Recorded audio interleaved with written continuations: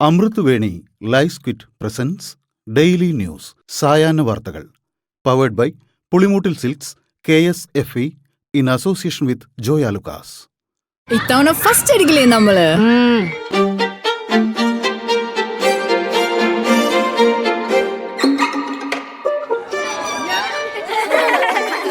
കുട്ടികൾക്കൊക്കെ പെയിൻ ശല്യം ഉണ്ടാകും. അതുകൊണ്ട് ലൈസ് കിറ്റ് ഉപയോഗിച്ച് ക്ലാസ്സിൽ വരാൻ പ്രത്യേക ശ്രദ്ധിക്കണം. ലൈസ് കിറ്റ് ലൈസ് റിമൂവർ പെയിൻ ശല്യത്തിൽ നിന്നും ഉടനടി ആശ്വാസം.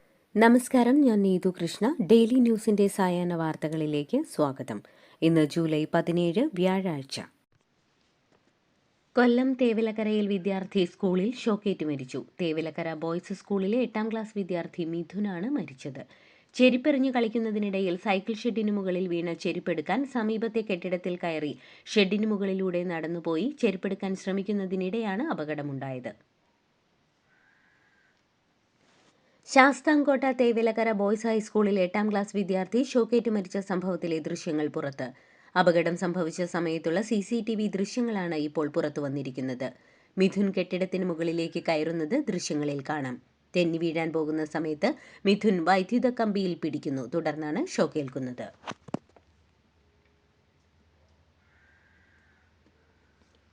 കൊല്ലത്ത് വിദ്യാർത്ഥി സ്കൂളിൽ ഷോക്കേറ്റ് മരിച്ച സംഭവത്തിൽ അന്വേഷണത്തിന് ഉത്തരവിട്ട് വിദ്യാഭ്യാസ മന്ത്രി V. ശിവൻകുട്ടി.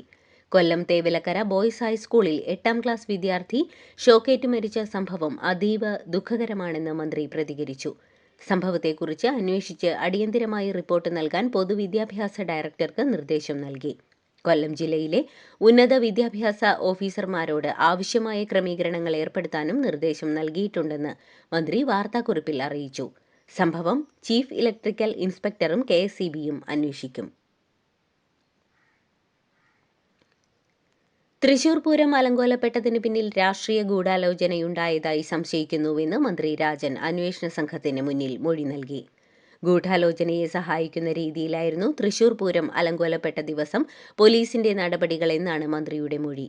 തൃശൂർ പൂരം അലങ്കോലപ്പെട്ടതുമായി ബന്ധപ്പെട്ട പരാതി അന്വേഷിക്കുന്ന ക്രൈംബ്രാഞ്ച് സംഘമാണ് റവന്യൂ വകുപ്പ് മന്ത്രി K. രാജന്റെ മൊഴിയെടുത്തത്. ഇടുക്കി പരുന്തുംപാറയിൽ സർക്കാർ ഭൂമി കയ്യേറിയവർക്കെതിരെ സെപ്റ്റംബർ മുതൽ നടപടി ആരംഭിക്കുമെന്ന് ജില്ലാ കളക്ടർ V. വിഘ്നേശ്വരി. 10 സെന്റിൽ താഴെ ഭൂമി കൈവശം വെച്ച പാവപ്പെട്ടവർക്ക് അവരുടെ കയ്യിലുള്ള സ്ഥലമോ പകരം ഭൂമിയോ അനുവദിക്കും. ഭൂമി കൈവശം വച്ചിരിക്കുന്നവർ ഹാജരാക്കിയ രേഖകളുടെ പരിശോധന പുരോഗമിക്കുകയാണ്. സംസ്ഥാനത്ത് ശക്തമായ മഴയിൽ വടക്കൻ ജില്ലകളിൽ വ്യാപക നാശം. കുറ്റ്യാടി ചുരം വഴിയുള്ള ഗതാഗതം മണ്ണിടിഞ്ഞു വീണ് പൂർണ്ണമായും തടസ്സപ്പെട്ടു. കോഴിക്കോട് വിലങ്ങാട് പാലത്തിൽ വെള്ളം കയറി. പുല്ലുവ പുഴയിൽ ജലനിരപ്പ് ഉയർന്നു. കോഴിക്കോട് കടന്തറ പുഴയിൽ മലവെള്ളപ്പാച്ചിലുണ്ടായി. മരുതോങ്കര പശുക്കടവ് മേഖലകളിൽ നിന്നും 13 കുടുംബങ്ങളെ മാറ്റിപ്പാർപ്പിച്ചു. കോഴിക്കോട് ചെമ്പനോടയിൽ നിന്നും 13 കുടുംബങ്ങളെയും മാറ്റിപ്പാർപ്പിച്ചിട്ടുണ്ട്. കേരളത്തിൽ ശക്തമായ മഴ തുടരുന്ന സാഹചര്യത്തിൽ പ്രളയ സാധ്യതാ മുന്നറിയിപ്പ് പുറത്തിറക്കി സംസ്ഥാന ജലസേചന വകുപ്പും കേന്ദ്ര ജല കമ്മീഷനും. അപകടകരമായ രീതിയിൽ ജലനിരപ്പ് ഉയരുന്നതിനെ തുടർന്ന് സംസ്ഥാന ജലസേചന വകുപ്പും കേന്ദ്ര ജല കമ്മീഷനും ചേർന്ന് വിവിധ നദികളിൽ ഓറഞ്ച്, മഞ്ഞ അലർട്ടുകൾ പ്രഖ്യാപിച്ചു.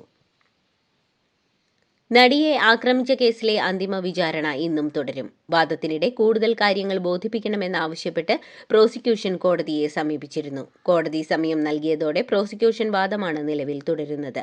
ഇക്കാര്യങ്ങളിലെ മറുപടി അറിയിക്കാൻ പ്രതിഭാഗത്തിന്റെ വാദവും കോടതിയിൽ നടക്കും.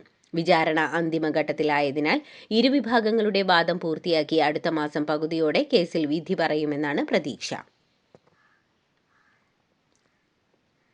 മുഖ്യമന്ത്രിയുടെ നവകേരള യാത്രയിലെ പരാമർശത്തിൽ എറണാകുളം CJM കോടതിയിലെ ഹർജിയിലുള്ള തുടർ നടപടികൾ ഹൈക്കോടതി സ്റ്റേ ചെയ്തു. മുഖ്യമന്ത്രി പിണറായി വിജയൻ നൽകിയ ഹർജിയിലാണ് ഹൈക്കോടതിയുടെ നടപടി. 3 മാസത്തേക്കാണ് stay. Ernakulam DCC president Muhammad ഷിയാസാണ് CJM കോടതിയെ സമീപിച്ചിരിക്കുന്നത്. വിവാദങ്ങൾ ഉയർത്തി JSK എന്ന സിനിമയുടെ ആശയത്തെ വഴിതിരിച്ചുവിടാൻ പാടില്ലെന്ന് ചിത്രത്തിലെ നായക കഥാപാത്രത്തെ അവതരിപ്പിച്ച സുരേഷ് ഗോപി. ചിത്രത്തിന്റെ ആദ്യ പ്രദർശനം കാണാൻ തൃശൂർ രാഗം തിയേറ്ററിൽ എത്തിയ സുരേഷ് ഗോപി മാധ്യമപ്രവർത്തകരുടെ ചോദ്യങ്ങളോട് പ്രതികരിക്കുകയായിരുന്നു.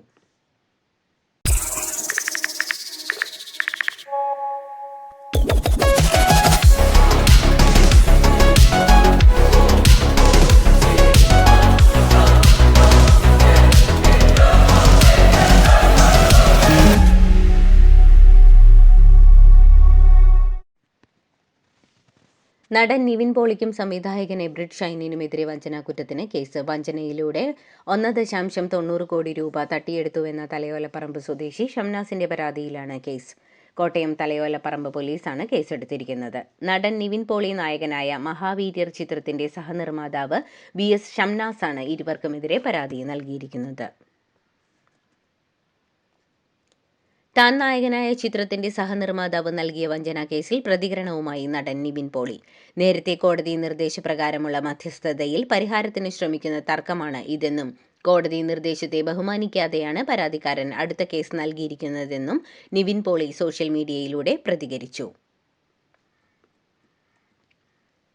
കർഷകരിൽ നിന്ന് സംഭരിച്ച നെല്ലിന്റെ സബ്സിഡിയായി 100 കോടി രൂപ കൂടി അനുവദിച്ചതായി ധനകാര്യമന്ത്രി KN ബാലഗോപാൽ അറിയിച്ചു.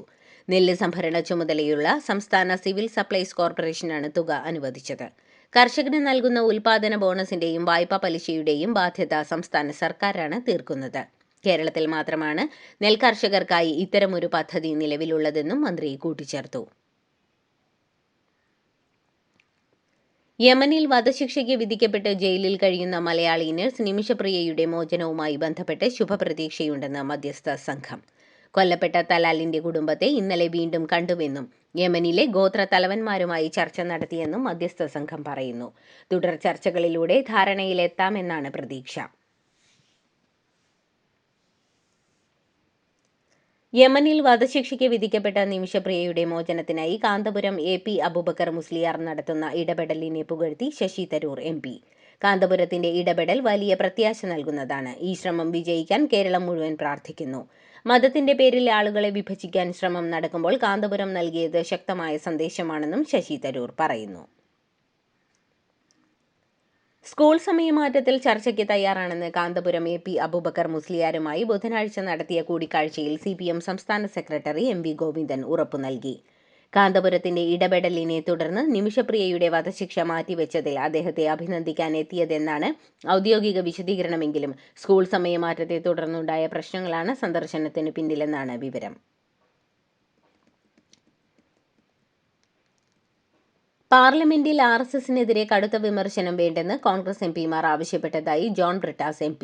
വിമർശനം കടുപ്പിച്ചാൽ അപായപ്പെടുത്താൻ സാധ്യതയുണ്ടെന്നാണ് കോൺഗ്രസ് MPമാർ ഉദ്ദേശിച്ചത്. പ്രധാനമന്ത്രി അയോധ്യയിലെ ക്ഷേത്രത്തിന്റെ പ്രാണപ്രതിഷ്ഠ നടത്തിയ സമയത്ത് പ്രധാനമന്ത്രിയുടെ ജോലി ഒരു അമ്പലത്തിൽ പ്രാണപ്രതിഷ്ഠ നടത്തുന്നതല്ലെന്ന് രാജ്യസഭയിൽ CPMനെ പ്രതിനിധീകരിച്ച് പറഞ്ഞിരുന്നു. അപ്പോഴാണ് കോൺഗ്രസ് MPമാർ ഇക്കാര്യം പറഞ്ഞതെന്നും ജോൺ ബ്രിട്ടാസ് വ്യക്തമാക്കി. കോൺഗ്രസ് വേദിയിലെത്തുന്നതിനെക്കുറിച്ച് പ്രതികരണവുമായി CPM നേതാവും മുൻ MLAയുമായ ഐഷ പോറ്റി. ഉമ്മൻചാണ്ടിയെപ്പോലെ ഒരു മനുഷ്യന്റെ അനുസ്മരണത്തിന് വിളിക്കുമ്പോൾ പോകാതിരിക്കേണ്ട ആവശ്യമില്ലെന്നും എല്ലാ രാഷ്ട്രീയ കക്ഷികളുടെയും പ്രതിനിധികളെ വിളിച്ചിട്ടുണ്ടെന്നും കോൺഗ്രസിൽ ചേരണമെന്ന് ആവശ്യപ്പെട്ട് ആരും സമീപിച്ചിട്ടില്ലെന്നും ഐഷ പോറ്റി പ്രതികരിച്ചു. പാലക്കാട് ജില്ലയിൽ നിപ ബാധിച്ച് 2 പേർ മരിച്ച പശ്ചാത്തലത്തിൽ അതിർത്തികളിലും പരിശോധന. തമിഴ്നാടിന്റെ അതിർത്തികളിൽ പരിശോധന ഇന്നും തുടരുകയാണ്. ആനക്കട്ടി, മീനാക്ഷിപുരം, ഗോവിന്ദപുരം, വേലന്താവളം ചെക്ക് പോസ്റ്റുകളിലാണ് പരിശോധന നടക്കുന്നത്. കേരളത്തിൽ നിന്നുള്ള വാഹനങ്ങളിലെ യാത്രക്കാരുടെ ശരീര താപനില പരിശോധിച്ച ശേഷം പനിയോ മറ്റു രോഗങ്ങളോ ഇല്ലെന്ന് ഉറപ്പാക്കിയാണ് കടത്തിവിടുന്നത്. സാങ്കേതിക തകരാറുകൾ പരിഹരിക്കാനായതോടെ 1 മാസമായി തിരുവനന്തപുരത്ത് കുടുങ്ങിയ ബ്രിട്ടീഷ് നാവികസേനയുടെ യുദ്ധവിമാനം F-35 അടുത്തയാഴ്ച കേരളം വിടും. ബ്രിട്ടനിലെ നാവികസേനാ മേധാവിയുടെ അനുമതി ലഭിച്ചാലുടൻ വിമാനം അടുത്തയാഴ്ച ഇവിടെ നിന്നും കൊണ്ടുപോകും. ഇതിനു മുന്നോടിയായി പരീക്ഷണ പറക്കലിനുള്ള അനുമതിക്കായുള്ള നടപടികളും ആരംഭിച്ചു. കൺഗ്രാചുലേഷൻസ് മിടുക്കിയാട്ടോ. പൈലറ്റ് ആവണമെന്ന് പറയണേ. അവളുടെ ആഗ്രഹമല്ലേ, അവള് പറക്കട്ടെ. ചെലവ് എത്രയാന്ന്? KSFEയുടെ പുതിയ ഹാർമണി ചിട്ടി ചേരണം. കണ്ണടച്ചു തുറക്കും മുമ്പ് അവളുടെ +2 കഴിയില്ലേ. കടം വാങ്ങാതെയും സ്ഥലം വിൽക്കാതെയും കുട്ടികളെ പഠിപ്പിക്കാം. KSFE ഹാർമണി ചിട്ടികൾ. KSFE ഹാർമണി ചിട്ടിയിൽ ചേരുന്ന 100 ഭാഗ്യശാലികൾക്ക് സിംഗപ്പൂർ യാത്ര സൗജന്യം. ഗുജറാത്തിൽ പാലം തകർന്ന് 20 യാത്രക്കാർ മരിച്ച സംഭവത്തിന് പിന്നാലെ 100ഓളം പാലങ്ങൾ അടച്ചിട്ടു. പാലങ്ങളുടെ സുരക്ഷയെ സംബന്ധിച്ച മുഴുവൻ പരാതികളും പരിശോധിക്കാനും അറ്റകുറ്റപ്പണികൾ വേഗത്തിലാക്കാനും മുഖ്യമന്ത്രി നിർദ്ദേശിച്ചതിനെ തുടർന്നാണ് പാലങ്ങൾ അടച്ചത്. ദേശീയപാതയിൽ മാത്രം 12 പാലങ്ങൾ അടച്ചതായി റിപ്പോർട്ടിൽ പറയുന്നു. ജൂലൈ 9-നാണ് വഡോദരയിലെ പദ്രയിൽ മഹിസാഗർ നദിക്ക് കുറുകെയുള്ള പാലം പൊളിഞ്ഞു വീണ് 20 പേർ മരിച്ചത്. ഉത്തരേന്ത്യയിൽ ശക്തമായ മഴ തുടരുന്നു. ഗംഗാ നദി കരകവിഞ്ഞൊഴുകുകയാണ്. പ്രയാഗ്രാജിലെ താഴ്ന്ന പ്രദേശങ്ങൾ വെള്ളത്തിനടിയിലായി. നിരവധി പേരെ മാറ്റിപ്പാർപ്പിച്ചു. ഹിമാചൽ പ്രദേശിൽ മഴക്കെടുതിയിൽ മരിച്ചവരുടെ എണ്ണം 109 ഹിമാചലിൽ 202 റോഡുകൾ അടച്ചിട്ടിരിക്കുകയാണ്. സംസ്ഥാനത്തുണ്ടായത് 883 കോടി രൂപയുടെ നാശനഷ്ടമെന്ന് സർക്കാർ കണക്കുകൾ. ജമ്മു കാശ്മീരിലും കനത്ത മഴ തുടരുന്നു. അമർനാഥ് തീർത്ഥയാത്ര നിർത്തിവെച്ചു. ദില്ലിയിൽ യെല്ലോ അലർട്ട് പ്രഖ്യാപിച്ചിട്ടുണ്ട്. എയർ ഇന്ത്യ തങ്ങളുടെ ബോയിംഗ് 787 വിമാനങ്ങളുടെ ഇന്ധന നിയന്ത്രണ സ്വിച്ചുകളുടെ ലോക്കിംഗ് സംവിധാനത്തിന്റെ മുൻകരുതൽ പരിശോധനകൾ പൂർത്തിയാക്കിയതായും പ്രശ്നങ്ങളൊന്നും റിപ്പോർട്ട് ചെയ്തിട്ടില്ലെന്നും എയർലൈൻ ഉദ്യോഗസ്ഥൻ പറഞ്ഞതായി റിപ്പോർട്ട്. ബോയിംഗ് 787, 737 വിമാനങ്ങൾ സർവീസ് നടത്തുന്ന എല്ലാ വിമാന കമ്പനികളോടും ഇന്ധന സ്വിച്ച് ലോക്കിംഗ് സംവിധാനങ്ങൾ പരിശോധിക്കാൻ ഏവിയേഷൻ റെഗുലേഷൻ DGCA ഈ ആഴ്ച നിർദ്ദേശം നൽകിയതിനെ തുടർന്നാണ് പരിശോധന.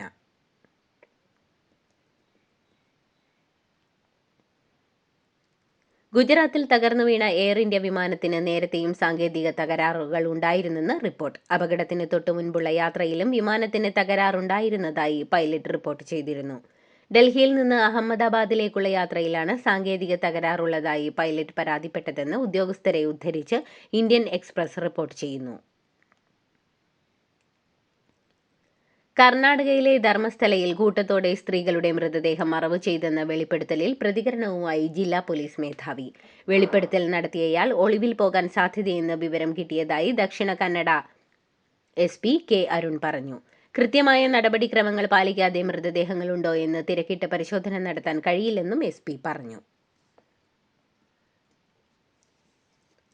DMK സഖ്യത്തിൽ തുടരുന്ന CPM-നെ BJP നയിക്കുന്ന NDA-യിലേക്ക് ക്ഷണിച്ച് തമിഴ്നാട് മുൻ മുഖ്യമന്ത്രിയും AIADMK ജനറൽ സെക്രട്ടറിയുമായ എടപ്പാടി K. പളനിസ്വാമി. അർഹമായ പരിഗണന ലഭിക്കാതെ അപമാനിക്കപ്പെട്ട് സ്റ്റാലിനൊപ്പം തുടരുന്നത് എന്തിനാണെന്ന് CPM-നോട് എടപ്പാടി പളനിസ്വാമി ചോദിച്ചു. കക്ഷികൾ തമ്മിൽ ഒത്തുതീർപ്പിലെത്തിയാൽ അപൂർവ സാഹചര്യങ്ങളിൽ ബലാത്സംഗ കേസ് റദ്ദാക്കാമെന്ന് സുപ്രീം കോടതി. പരാതിക്കാരി പിന്മാറിയിട്ടും കേസ് റദ്ദാക്കാൻ വിസമ്മതിച്ച ബോംബെ ഹൈക്കോടതി വിധിക്കെതിരെ പ്രതി നൽകിയ അപ്പീലിലാണ് സുപ്രീം കോടതിയുടെ നിരീക്ഷണം. ബീഹാറിലെ വോട്ടർ പട്ടിക പരിഷ്കരണത്തിൽ വൻ അട്ടിമറിയെന്ന് രാഹുൽ ഗാന്ധി. വോട്ടർമാർ പൂരിപ്പിക്കേണ്ട ഫോം ഉദ്യോഗസ്ഥർ പൂരിപ്പിച്ച് വ്യാജ ഒപ്പിടുന്ന വാർത്താ ദൃശ്യങ്ങൾ പങ്കുവച്ചാണ് രാഹുൽ ഗാന്ധിയുടെ ആക്ഷേപം. വോട്ടർ പട്ടിക പരിഷ്കരണത്തിൽ 35.7 ലക്ഷം പേരുടെ വിവരങ്ങൾ ഇനിയും ലഭ്യമായിട്ടില്ലെന്ന് തെരഞ്ഞെടുപ്പ് കമ്മീഷൻ വ്യക്തമാക്കി. ബീഹാർ നിയമസഭാ തെരഞ്ഞെടുപ്പിന് മുന്നേ വമ്പൻ പ്രഖ്യാപനവുമായി മുഖ്യമന്ത്രി നിതീഷ് കുമാർ. ഓഗസ്റ്റ് 1 തീയതി മുതൽ സംസ്ഥാനത്തെ മുഴുവൻ ഗാർഹിക ഉപഭോക്താക്കൾക്കും 125 യൂണിറ്റ് വരെ വൈദ്യുതി സൗജന്യമായിരിക്കുമെന്നാണ് പ്രഖ്യാപനം. സാമൂഹിക മാധ്യമമായ എക്സിലൂടെയാണ് അദ്ദേഹം ഇക്കാര്യം അറിയിച്ചത്. ഇറാഖിലെ അൽകൂട്ട് നഗരത്തിൽ ഹൈപ്പർ മാർക്കറ്റിലുണ്ടായ വൻ തീപിടുത്തത്തിൽ 50 പേർ മരിച്ചതായി റിപ്പോർട്ട്. നിരവധി പേർക്ക് പരിക്കേറ്റു. തീപിടുത്തത്തിന്റെ കാരണം ഇതുവരെ വ്യക്തമാക്കിയിട്ടില്ല. എന്നാൽ പ്രാഥമിക അന്വേഷണ ഫലങ്ങൾ 2 ദിവസത്തിനുള്ളിൽ പുറത്തുവിടുമെന്ന് ഇറാന്റെ സ്റ്റേറ്റ് ന്യൂസ് ഏജൻസിയായ INA റിപ്പോർട്ട് ചെയ്തു. അമേരിക്കയിൽ അലാസ്ക തീരത്ത് ശക്തമായ ഭൂചലനം. റിക്ടർ സ്കെയിലിൽ 7.3 തീവ്രത രേഖപ്പെടുത്തിയ ഭൂകമ്പം ഇന്ത്യൻ സമയം പുലർച്ചെ 2 മണിയോടെയാണ് അനുഭവപ്പെട്ടത്. അലാസ്കയിലെ ദ്വീപ് നഗരമായ സാൻ പോയിന്റിൽ നിന്ന് 87 കിലോമീറ്റർ അകലെ കടലിലാണ് ഭൂകമ്പത്തിന്റെ പ്രഭവ കേന്ദ്രം. ഭൂചലനത്തെ തുടർന്ന് സുനാമി മുന്നറിയിപ്പും പുറപ്പെടുവിച്ചിട്ടുണ്ട്. ലോക 1-ാം നമ്പർ ചെസ് താരം മാഗ്നസ് കാൾസനെ അട്ടിമറിച്ച് ഇന്ത്യയുടെ കൗമാര വിസ്മയം R. Praggnanandhaa. Freestyle grand slam ടൂറിന്റെ ലാസ് വെഗാസ് ലെഗിലാണ് വെള്ളക്കരുക്കളുമായി കളിച്ച പ്രജ്ഞാനന്ദ കാൾസനെ 39 നീക്കങ്ങളിൽ അടിയറവ് പറയിച്ചത്.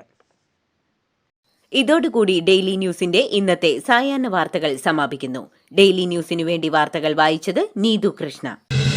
DailyNewsLive.in വാർത്തകൾ വിരൽ തുമ്പിൽ.